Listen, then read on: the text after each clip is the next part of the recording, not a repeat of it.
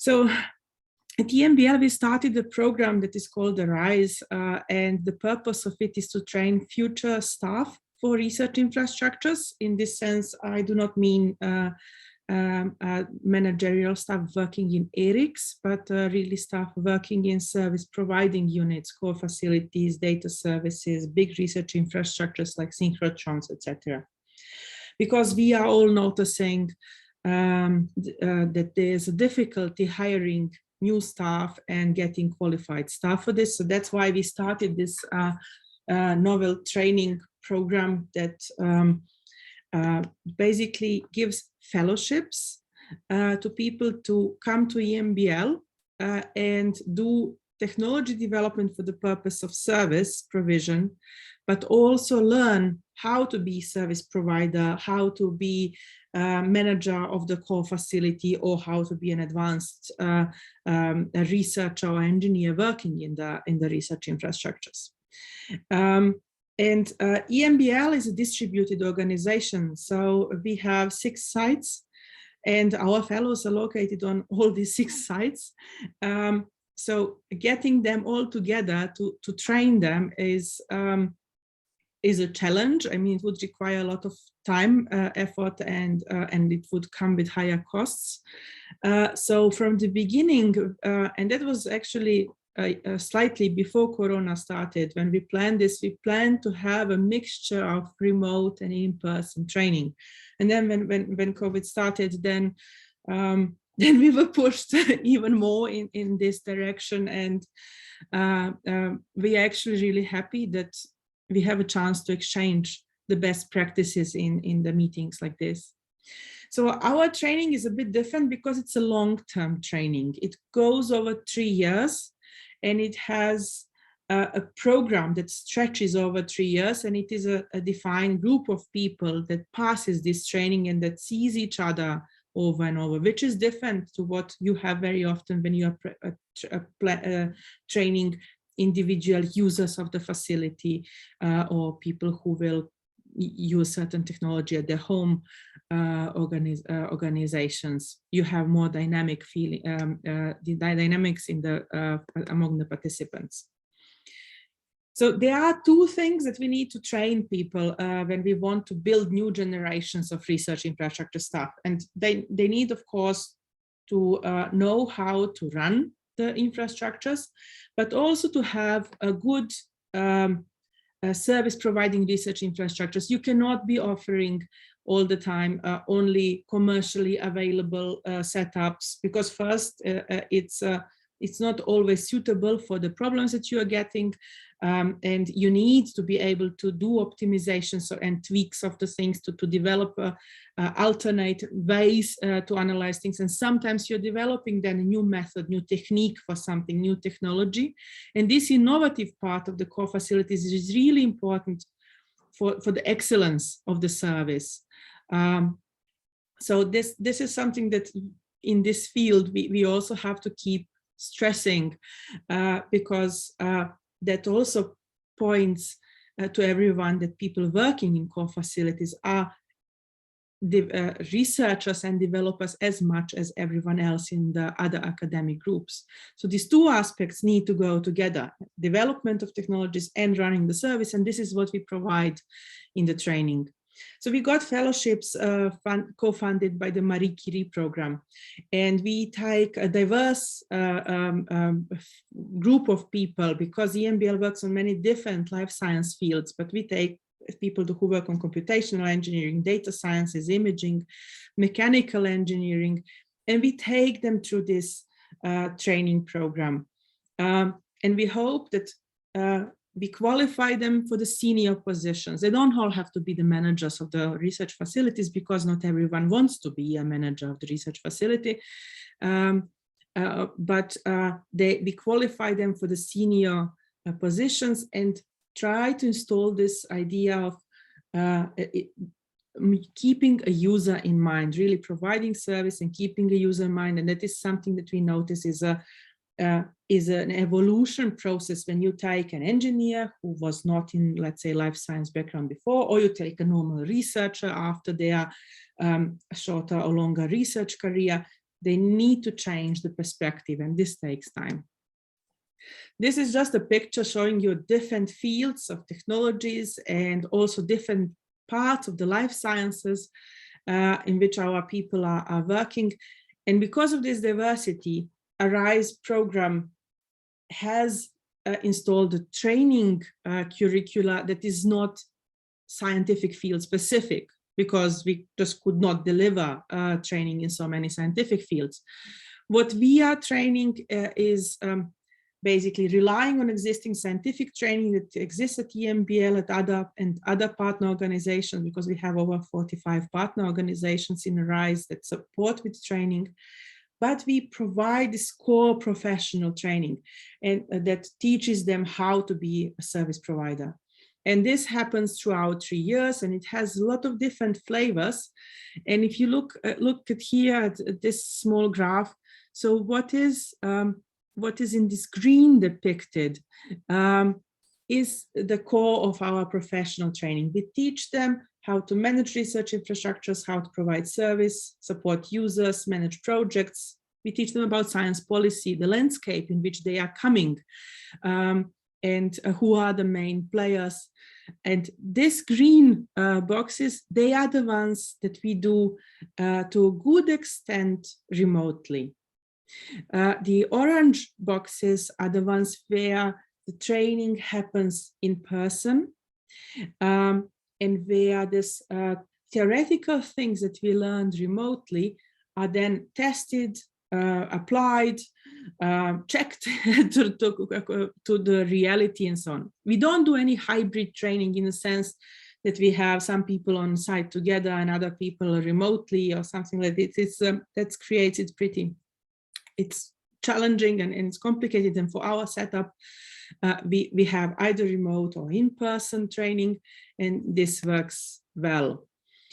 So this, I just put the set of skills. So there are a set of topics that we cover in the training, and there are over 70 different sessions that we organize. And one for this professional training, and one could merge this into, let's say you come for a month and you get a month hard training on management of the research infrastructures, and you work in person for the full day, but you are missing on the chance there to reflect and a chance to test what you learned into real life setups, or to see, okay, this is, I'm now at this institute visiting, how do they do it, what we learned at the remote training. And this is the advantage of the remote training that we see, that you can give in small bits things to the participants that you would otherwise put together in a big training event that would last longer. But there are things that we really have to, for us, we constantly keep in mind. So beside this distributed over time, and we always follow regular rhythm, and we find this is really important for people. They know, okay, every second Tuesday of the month, we have a training, and it's always in the afternoon. So this regularity of the training, because it goes over 3 years, is really important. You need to give some rest. We were talking a lot about fatigue, Zoom fatigue, and so on. I think this regularity and this distribution, light distribution over the time, helps avoid this fatigue. The other thing is that we pay attention that we have really a mixture of remote training and in-person training, and remote training is up to 50% of all the training. So some of the topics that we teach about how you manage research infrastructures and run services will happen in person. We just started training. We have a first generation started last year of the fellows, so we are providing training since this year. And we are planning in spring, for example, a big summer school where we will have in-person training and get people together. But before we bring them together, another important, so there are 3 pillars that we follow, is really building connections between participants, because they will see each other all the time. Building these connections, make sure that they all keep motivated. They feel they're coming to the team of friends, which they know, that they can ask when they miss something, that they can ask their colleagues. And this, so I already covered this. So how this getting people together is and building a team is really useful for us. So we use Zoom sessions, and we have short sessions. So we do, let's say, every second Tuesday of the month, we do 2 hours session or 3 hours, not more than that, and only 1 session in a day. So they can return to their normal work, and they can not feel drained by staring at the screen the whole day. For each topic that we do, we have a different person who is a lecturer. And this is actually, again, possible only because we have remote training. We would not be able to bring 70 different lecturers financially to give all this training. And we can do it now using the remote training. We deliberately bring different persons because we want to integrate our fellows into the landscape and the research infrastructure community. We want to help them build connections to as many different persons as possible so that they can easily find the next job. They can understand differences between different fields, differences between different organizations, which are sometimes much bigger than one would think. As you all mentioned, interactive work is really important, and breaking it up into smaller chunks. Instructions to the trainers are important. What we notice is the question rate is lower than in person, so we have to kind of stimulate it, and also always we have a moderator that usually has 1 or 2 questions to break the ice and start the discussion during or after the training. And we record all the sessions. We do not publish them for the general public because the program has this in-person and remote part, and they belong together, so you can't take only the recording and learn the whole thing. And we do not give them any materials in advance to watch. I was happy to hear that some of you made really good experiences with this. We have a feeling that a lot of the times when you give people tasks to do before the training, you always have some that do not watch this, and then as a trainer you have a difficulty to make sure that everyone follows what you are presenting because you relied on them that they will read it. We sometimes give homework between the sessions, but not always. So that is a nice tool that keeps them motivated to follow and to come to the next session always. To build a team of participants, we use small activities, so to help them feel as a community. We, for example, give them joint projects for this homework, or during the training sessions, let them work in teams. We sometimes organize just a chatting session. So we get people there we schedule a meeting where we do not cover any specific topic, but we chat and talk about who is doing what and how things are going, what they thought about previous sessions. This is something that would normally happen in the breaks between the in-person trainings, which we do not have really. So that's why we have these separate chatting sessions. We also organize presentations, like 2 minutes presentation of their own work. So for once a month, we have people coming and gathering, so fellows coming and gathering, and then 2 of them talk about what is it that they are working currently on. So they, again, get to this more personal touch in the training. So it's not so impersonal everything, which is a danger in the remote training. And we have a policy of cameras always on. We are a group of 15 participants, and it's manageable to build a community. And when cameras are on, then you also have a feeling that you are a bit more with other people in the training than rather than just listening to an audio and then doing whatever on the side.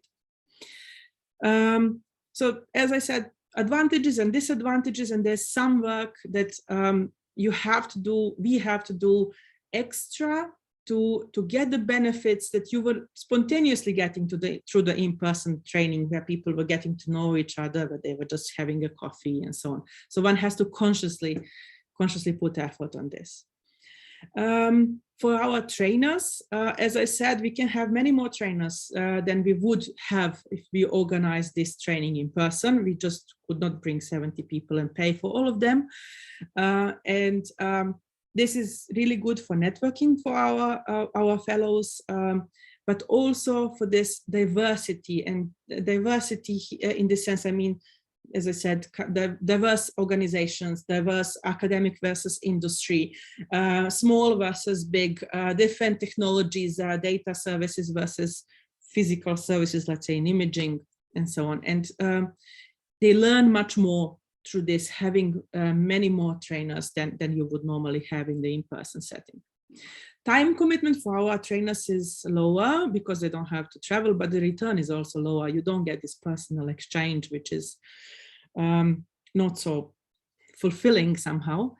And what we see is really important to have clear instructions for the trainers, particularly because we have so many trainers, so they are not all in the core of the program. So what we have to do, we always have to remind them what we are doing in the program and for which positions we are training. So we sketched the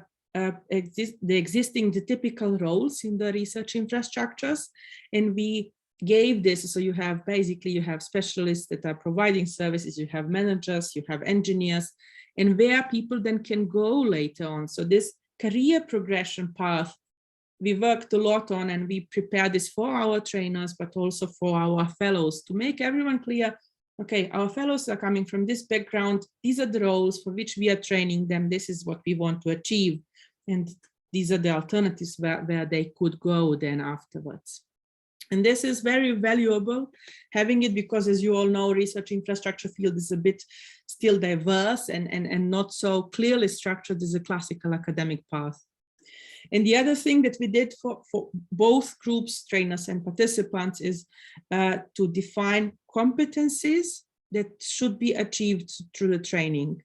So, so we have courses, and for each of our course, we have the list of competencies, meaning which knowledge they will gain through the training, but also which attitudes and skills we are developing consciously in them through this training. Because as I mentioned at the beginning, you have certain attitudes like user-directed behavior and so on that you need to build in the people who will work in research infrastructures. And these clear guidelines and the achievements, so the goals of the training were important before the remote training existed, but I find them even more important now when we have short sessions, remote things, not so much possibility to discuss and to grow together through this. So this is how the whole competency framework looks like. You can look at it at the competency page of the EBI, which is part of EMBL, and we are working on fine-tuning it.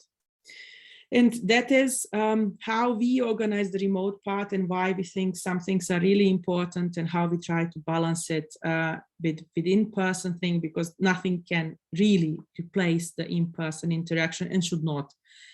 We see it as a kind of equal, I would not say complementary, because it's not just a complementary part, but both things really have like a puzzle, have to fit together so that you have successful training.